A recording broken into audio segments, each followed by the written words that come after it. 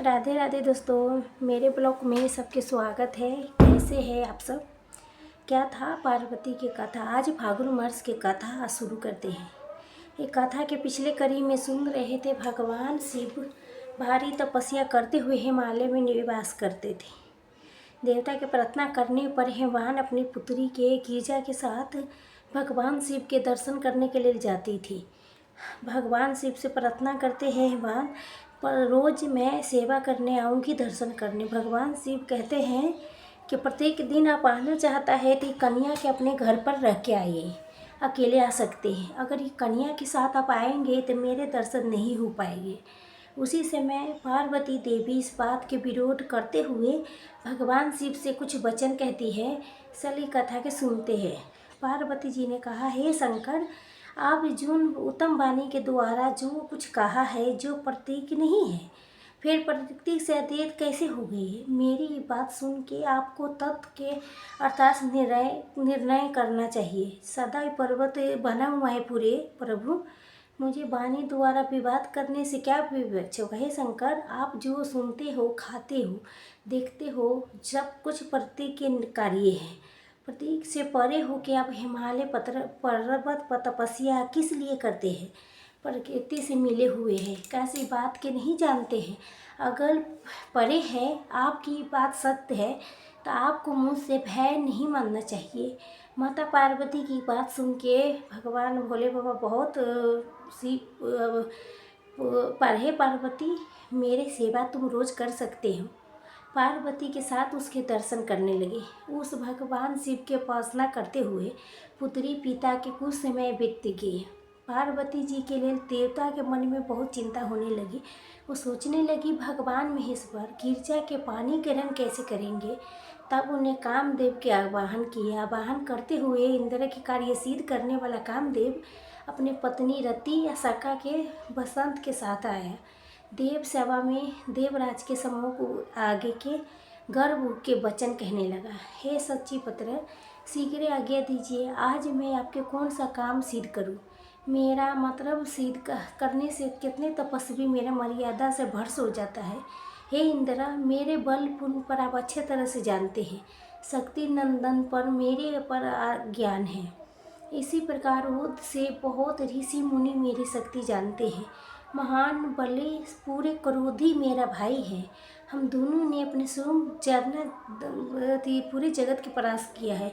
मुँह सागर में डिबो दिया हूँ। इस गर्वी वचन सुन के सागर के उसके पीठ ठोकते हुए कहा, हे वीरवर, पूरे काल में जो कार्य किया हो उसके किसी प्रकार के वाणी नहीं हो सकता।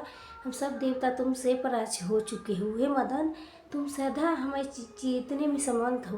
देवता के कार्य सिद्ध करने के लिए तुम भगवान शंकर पर चढ़ाई करो। हे महामती, ऐसे सिद्ध करो जैसे भगवान शिव पार्वती के साथ विवाह करने पर मजबूर हो जाए। इसी प्रार्थना करने पर पूरे विश्व के मन मोहने वाली मदन अप्सरा के साथ लेके बड़ी उतावली के साथ चल पड़ा। हिमालय पर पहुँच के वो उदासित कामदेव आरती बसंती के साथ सब शोभित दिखाई देने लगा। उसके मन में बिना आग पानी शंकर पर विजय पाने की अभिलाषा बन गई। रमा, पुल्लवसीन, शक्तला, सुभेष्णी, मुसे, सिंदरी, तिलेपना सब भी सैन्य के अधि अप्सरा महाकाव्य के सहायता के लिए आ गई। आकाशवाणी में कोकिला से आच्छादित हो गया। सूख, चंपा, चूही, कदम, नीम, चिरुमिरी, कटहर, अम्बर, चमेली, अंगूर के लताएं, हर एक रंग के नाग के बीज हर भरे फल फूल से दिखाई देने लगा। इसी समय धनुरुद्र ने कामदेव ने देव वृक्ष के छाया में बैठ के अपने धनुष पर 5 बाण चढ़ाया। भगवान शंकर की ओर दृष्टि पाया। उत्तम आसन पर बैठ के तपस्या में संलग्न रहते थे। उसके जाता जे गंगा जी विराजते थे। चंद्रमा के कला उनके मस्तक के शोभा बढ़ाते थे। उनके शरीर अंगों के कांति कमूर के गौर थी। तपस्या में रुद्रमाला भूति से भविष्य होके बहुत शोभा पा रहे थे। बसंत सहित ने कामदेव ने जब महादेव के अपने बाण से बिंदनी की इच्छा किया, उसी समय मंगल में जगत गिरजा अपने सखियों के साथ पूजा करने के लिए भगवान शिव के पास आई। सदा शिव के पास आई। चंद्रदेव के मनोहर थी। भगवान नीलकंठ के कंठ में धतूर के फूलों की माला पहना दी और सुंदर बंधना सिर बीना से शोभित कर दी। तीन धारती भगवान शिव के शोभा निखारने लगी। इसी बीच में बसंत के सहायता पाने वाली कामदेव ने सभी मुँह बाण से भगवान महेश को बिंद डाला। बाण के आघात लगने पर शंकर जी ने धीरे से नेत्र खोले, शिव पार्वती की ओर देखा, जिसको मंगल में बनाने वाली एकमात्र देवी थी। पावन गिजरात ने नंदिनी की ओर दृष्टि डालते ही कामदेव ने व्याकुल कर दिया।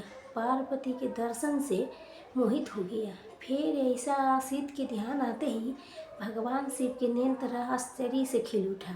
उसे मनी मनी ऐसे प्रकट करते हुए, मैं स्वतंत्र हूँ, मेरे विकार हो। आज इस पार्वती के दर्शन से मोहित क्यों हो गया? कहाँ से, किससे, कितना ये मेरे प्रिय काम किया है? तो शंकर जी ने सब दिशा के ओर दृष्टि दौड़ाई।